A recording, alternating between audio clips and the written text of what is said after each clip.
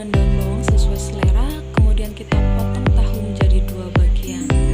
Kita mulai langkah pertama, haluskan untuk bawang putihnya, kemudian tuangkan minyak goreng sedikit aja untuk menumis bawang putih hingga warna kecoklatan dan berbau harum. Setelah itu kita masukkan wortel yang sudah kita iris sesuai selera aja ya guys. Nah, ini kita masukkan semuanya. Lalu setelah wortel sudah kita masukkan semuanya ke teflon, kita aduk rata wortelnya hingga agak layu ya guys. Nah, kita tunggu aja sampai agak layu. Terus ini setelah wortel agak layu, kita bisa masukkan toge. Nah, togenya juga kita aduk rata. Setelah itu kita masukkan daun bawangnya.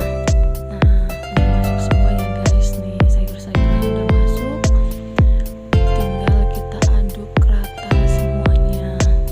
Nah, tadi untuk di awalnya itu kan tahu putihnya kita potong jadi 2. Terus bagian tengahnya kita kasih lubang gitu guys. Nah, ini sisa-sisanya tahunya daripada kebuang dan nggak kepake gitu ya. Jadi kita masukkan jadi satu sama sayurnya, bisa kita gunakan untuk isian tahu putihnya.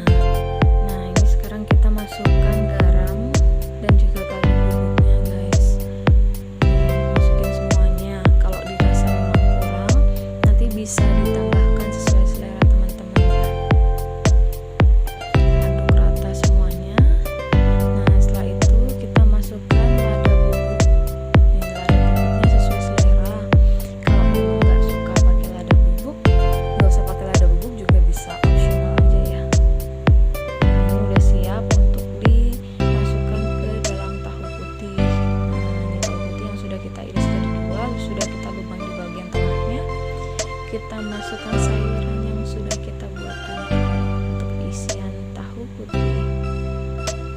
Selanjutnya kita siapkan tepung terigu, masukkan sedikit garam dan kaldu ayam, atau bisa juga diganti pakai kaldu jamur.